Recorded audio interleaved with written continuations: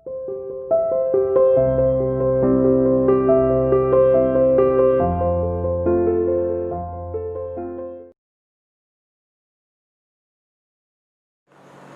Students, welcome to CR inter school online classes. Dear student, previous videos के अंदर lesson 9 आपका completed mode पे आ गया था, जनरल का लेसन था। आज हम lesson number 10 accounting for goods and services tax, इसका टॉपिक होगा concept of GST, means meaning करवाएंगे और इसके जर्नलिज्म में एंट्री क्या होगी। GST का मीनिंग क्या है? सबसे पहले GST goods and services tax.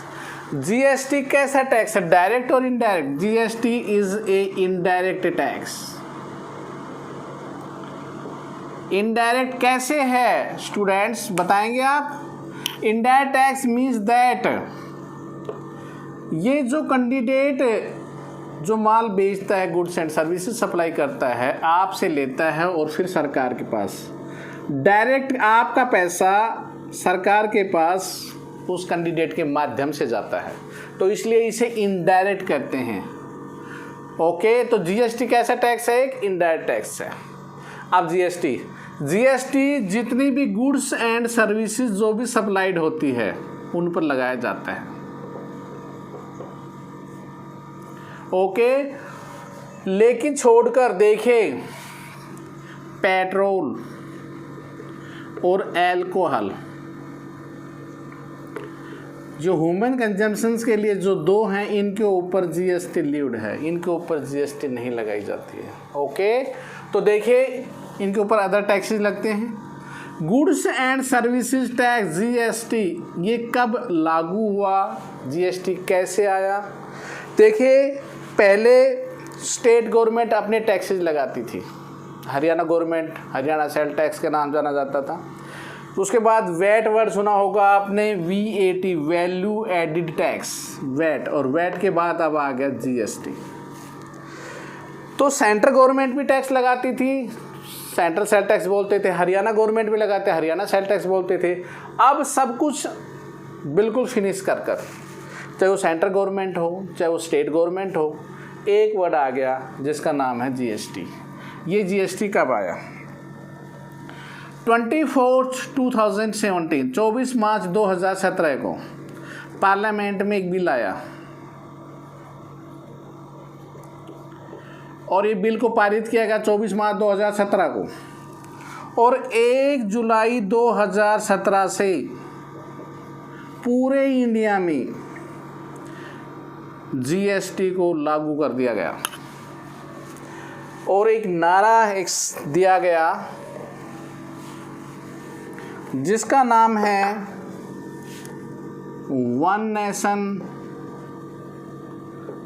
One tax, this is GST। एक ऐसा नारा कि एक राष्ट्र में एक ही प्रकार का टैक्स होना चाहिए। पूरे भारतवर्ष में अब एक टैक्स की स्लैब है, पूरे इंडिया के अंदर, पूरे भारतवर्ष में वन नेशन हो गया, वन टैक्स का दायरा होगा, चाहे वो राजस्थान है, चाहे हरियाणा है, चाहे उत्तर प्रदेश है, चाहे वो एनी कोई भी स्टेट है, सभी में एक ही प्रकार का टैक्स लगाया जाता है। ओके, तो हम कह रहे विभिन्न प्रकार के टैक्स सम्मिलित होने के बाद एक प्रकार का, तो ये तो आपका मीनिंग था। चलिए जी, अब नेक्स्ट पॉइंट की तरफ हम चलते हैं कि GST की स्लैब क्या है, कितना % टैक्स लगाया जाता है। तो देखिए, नेक्स्ट है स्लैब ऑफ GST। स्लैब क्या है टैक्स की? जो नेसेसरी है फूड्स, उन पे 0% टैक्स है, फूड्स एंड नेसेसरी आइटम्स। उसके बाद नेक्स्ट 5%, 12%, 18% एंड 28%। तो हाईएस्ट रेट 28% है लग्जरी गुड्स के ऊपर, और कम से कम फिर 0 है जिन पे टैक्स नहीं है। तो ये थी हमारी slab, first, second, third, fourth, 5 slabs बनाई GST की। First is the 0%, second 5%, 12%, 18% and 28%। तो देखिए, इन स्लैब से टैक्स सरकार लेती है, और जो गवर्नमेंट टैक्स लेती है वो एक समाज में उनके ऊपर ही लगाया जाता है। जितने भी रोड वगैरह जो भी बनाए जाते हैं, जो गवर्नमेंट आपके लिए करती है, वो टैक्स के माध्यम से ही, टैक्स का जो पैसा है वो आपके ऊपर ही लगाया जाता है। तो टैक्स के माध्यम से हमारी गवर्नमेंट, हमारा जो विकास, जो इकोनॉमिक डेवलपमेंट होता है वो टैक्स के माध्यम से। ठीक है, तो ये स्लैब की रेट थी। अब देखिए कि आपको ये पता लगा, तो अब वर्ड कौन कौन से आ रहे, ध्यान देना, नोट करना। एक वर्ड 3 वर्ड से आप वाकिफ करवाऊंगा मैं आपको। एक वर्ड है CGST, क्या है सी, एक है SGST और एक है IGST। ये 3 वर्ड आपके कानों में गूंजेंगे, ध्यान देना। C for central government, S for state government, I for interstate. Okay, centre का मतलब जो भारत सरकार जो टैक्स लगाती है, स्टेट जो हरियाणा सरकार लगाती है, इंटरस्टेट का मतलब होता है जो माल एक स्टेट से दूसरे स्टेट में चला जाता है, उसमें लगता है IGST। ओके, स्टेट की स्टेट में ही माल बिकेगा, ध्यान रखना। हरियाणा, रोहतक टू रेवाड़ी, रोहतक से कहाँ गया, रेवाड़ी। रोहतक भी हरियाणा में है और रेवाड़ी भी हरियाणा में है। ठीक है, तो ये 2 टैक्स वर्ड यूज किए जाएंगे। लेकिन यही माल हरियाणा से अगर राजस्थान में जा रहा है तो फिर वर्ड यूज होगा IGST। आया कि नहीं आया बस समझ में। जैसे उदाहरण के लिए, अगर आपके पास 12% टैक्स है, अगर हरियाणा 6% सेंट्रल गवर्नमेंट देगी, 6% स्टेट गवर्नमेंट लेगी। सेंट्रल गवर्नमेंट सेंटर पे पैसा लगाएगी, पूरे भारत पे, और स्टेट गवर्नमेंट अपने हरियाणा पे लगाएगी। Is that clear? 5 है तो 2.5%, 12 है तो 6, 18 है तो बताओ स्टूडेंट 9, और अगर 28 है तो 14। और अगर बाहर से बाहर सारा का सारा एक ही होगा IGST, वो सारा का सारा इंटरस्टेट 12 का 12 एक ही प्रकार का लगेगा। वर्ड यूज, तो सबसे पहले वर्ड यूज करना आगा आपको समझ में। देखिए फिर आई रिपीट अगेन, GST के 3 वर्ड टाइप बना दी साइड, एक CGST, एक SGST, IGST। Central government, state government और इंटरस्टेट गवर्नमेंट्स। तो देखिए हरियाणा में अगर माल बिका है तो दोनों टैक्स लगेंगे, सेंटर भी और स्टेट भी। लेकिन रेट क्या होगा, 12% है तो 6% सेंट्रल गवर्नमेंट लेगा, 6% स्टेट गवर्नमेंट लेगा। लेकिन यही माल अगर हरियाणा से राजस्थान में चला गया तो आपका IGST लगेगा पूरा का पूरा 12%। Is that clear? अब हम लेके चलते हैं जनरल एंट्री। जो जनरल एंट्री को जो आसानी समझेगा उसका पूरा लेसन होगा ये। तो लेसन को बहुत अच्छी तरह समझें, एक एक एंट्री को क्लैरिफाइड कर ले। एंट्री अगर जिसको स्टूडेंट को समझ में आ गई, GST lesson is the clarified. मैंने आपको इसका मीनिंग बता दिया, इसका स्लैब बता दिया, GST कब आया था, कैसे लागू हुआ, हर चीज़ कंसेप्ट के बारे में क्लियर हो गया आपको। आई होप दैट कैसे GST होते हैं, कौन कौन से होते हैं, सेंट्रल गवर्नमेंट और स्टेट गवर्नमेंट। आज हम देते हैं जनरल एंट्रीज।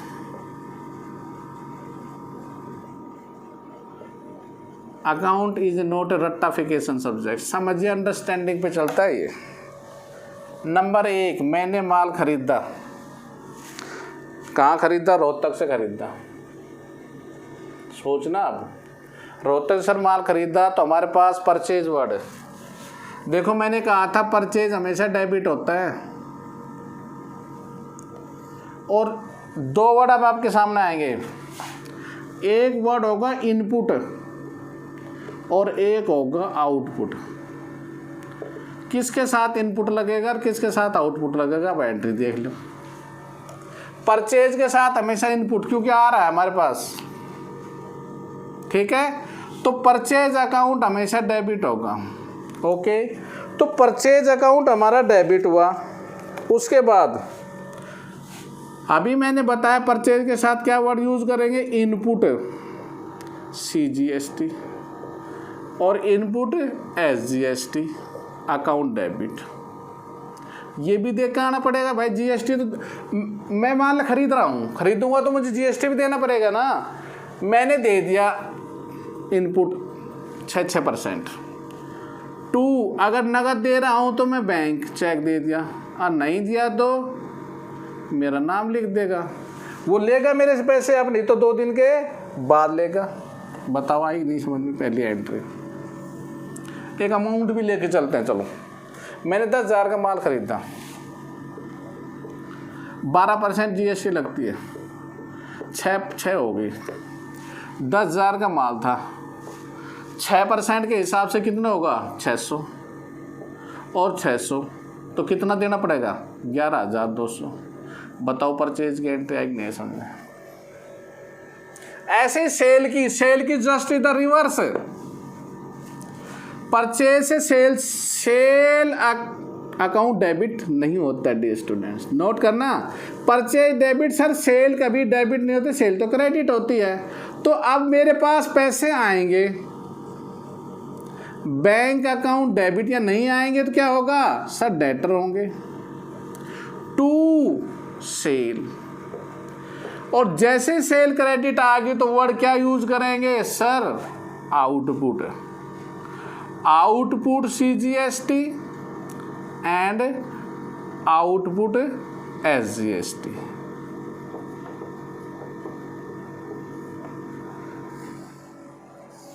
मुझे अगर ये एंट्री आती है ना तो मैं इस एंट्री को ईजी कर सकता हूँ आसानी से।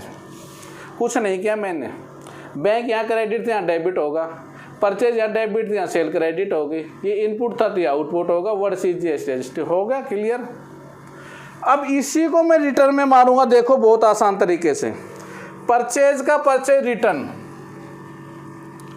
इस एंट्री को देखो रिवर्स मार रहा हूं मैं अब, क्योंकि माल वापिस भी आता है। तो देखो माल जब वापिस होगा तो what make general entry? Purchase return हमेशा क्या होता है? क्रेडिट होता है। परचेज डेबिट हो रहा है ना, माल किसने लौटा है? क्रेडिटर को दिया, ये लो भी creditor. Creditor account debit to purchase से क्या बनेगा? Purchase return. और परचेज पे क्या था? इनपुट था, तो वर्ड यहां पर क्या यूज होगा? Input CGST and input SGST. बताओ आया गया समझ में? इसका रिवर्स कर दिया, इसका भी सर, इसका भी कर देंगे हम। यहाँ क्या होगा सर? सेल्स का सेल्स रिटर्न होता है और सेल्स रिटर्न हमेशा डेबिट होता है। Sales return account debit, output CGST, output SGST and to, यहाँ वर्ड क्या कर रखा है? To debtor. भाई डेटर अब कम पैसे देगा आपको। Okay, I hope that purchase से परचेज रिटर्न आपको समझ में आ गई होगी। सेल बेसिकली बहुत ज़्यादा एंट्री आएंगी, ये एंट्री तो और भी होंगी, लेकिन मेन ये 4 एंट्री हमारे से जुड़ गई। Purchase account debit, input CGST, input SGST to bank और क्रेडिटर। रिवर्स में सेल में bank account debit, debtor to sales, output CGST, output SGST. इसका रिवर्स क्या होगा? क्रेडिटर होगा। टू परचेज का परचेज रिटर्न होगा, ये डेबिट है तो क्रेडिट है, और ये यहाँ डेबिट हो रहे थे तो ये क्रेडिट हो गए, इनपुट है वर्ड।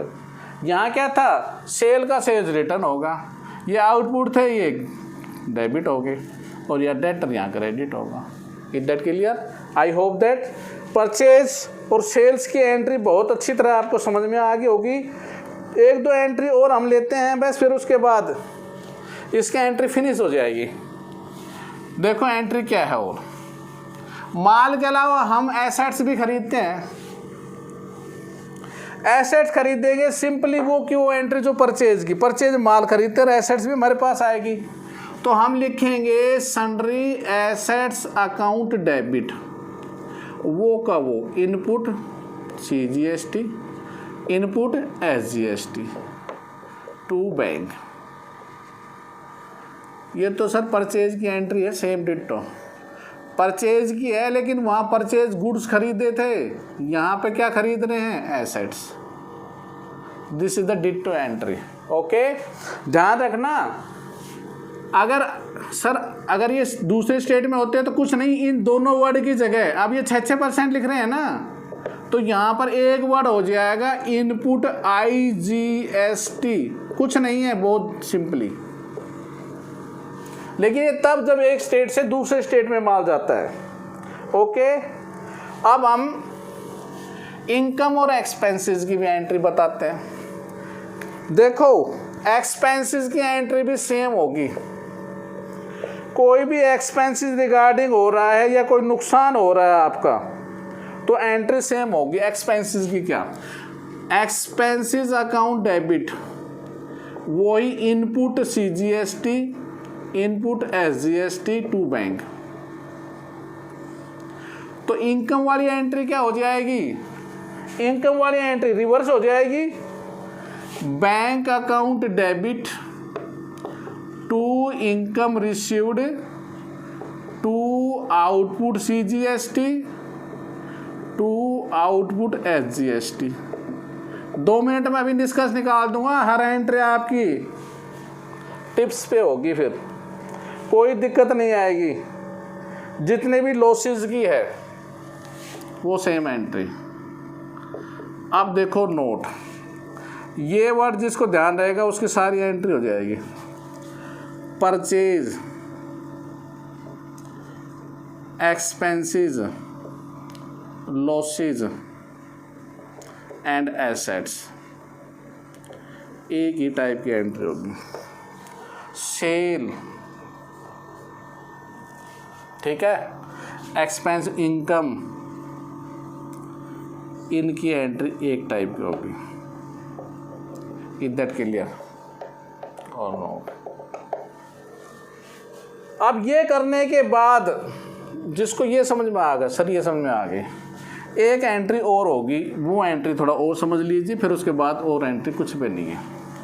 आपने सुना होगा बड़ी मछली छोटी मछली को हमेशा खाती है।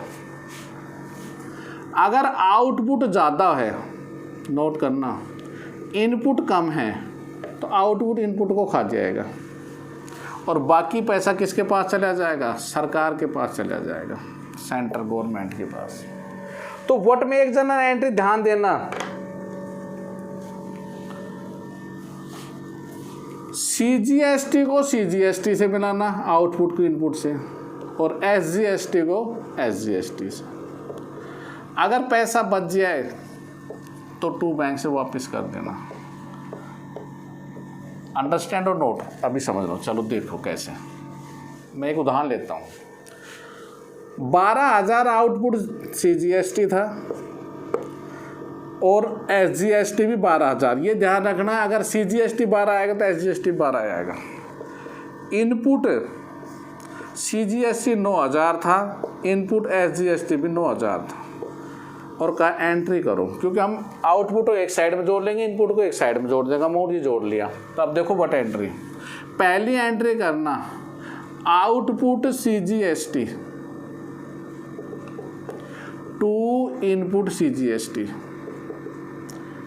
बताओ ये इसको खाएगा नहीं खाएगा? 12,000 ये है, 9,000, तो 9,000 को खा गए, बच गए 3,000, 3,000 रख लो अपने पास। अब सेम एंट्री ये कर दो, आउटपुट SGST और इनपुट SGST, ये भी 9,000, 3 इसमें बच गए, 3 इसमें बच गए, 6,000। आउटपुट ज़्यादा था, बच गया CGST, output SGST to bank, 3,000 रुपये, 3,000 रुपये और 6,000। I hope that all entry is clarified. हर एंट्री आपको समझ में आ गई।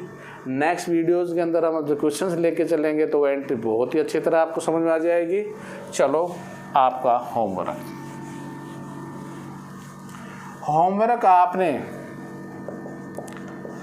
ओनली प्रैक्टिस नोटबुक में concept and journal regarding all entries को करना है, ओनली प्रैक्टिस नोटबुक। फेयर में केवल आपने एक्सरसाइज करनी है, ये आपका होमवर्क है। कोई जर्नल एंट्री अगर आपको समझ में नहीं आ रही है तो please contact my number 9416586639। Okay, stay home, stay safe, good bye, thank you.